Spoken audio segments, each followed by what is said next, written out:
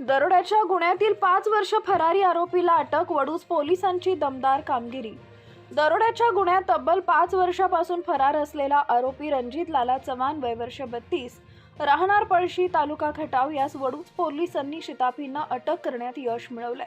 दिनांक 25 डिसेंबर 2025 रोजी आरोपी राहत्या घरी परत आल्याची गोपनीय माहिती पोलीस निरीक्षक घनश्याम सोनवणे यांना मिळाली।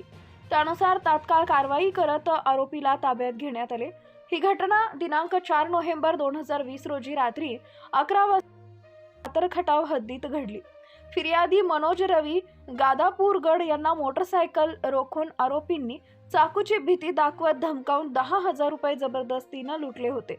या संदर्भात वडूज पोलीस ठाण्यात 5 नोव्हेंबर 2020 रोजी गुन्हा दाखल करण्यात आला होता। गुन्हा दाखल झाल्यापासून आरोपी फरार होता।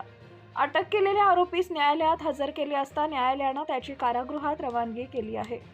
सदर प्रकरणाचा पुढील तपास पोलीस उपनिरीक्षक शिंदे करत आहेत। ही कारवाई पुढील वरिष्ठांच्या मार्गदर्शनाखाली करण्यात आली। तुषार दोशी, पोलीस अधीक्षक सातारा, वैशाली कडूकर, अप्पर पोलीस अधीक्षक सातारा, रणजित सावंत, उपविभागीय पोलीस अधिकारी दहिवडी विभाग। ही कारवाई वडूज पोलीस निरीक्षक घनश्याम सोनवणे, पोलीस हवालदार संदीप झगडे, पोलीस कॉन्स्टेबल कुंडलिक कटरे, पोलीस कॉन्स्टेबल सागर बदडे, पोलीस कॉन्स्टेबल विजय खाडे, पोलीस कॉन्स्टेबल सत्यवान खाडे यांनी केली आहे। Bureau report, DSP news live.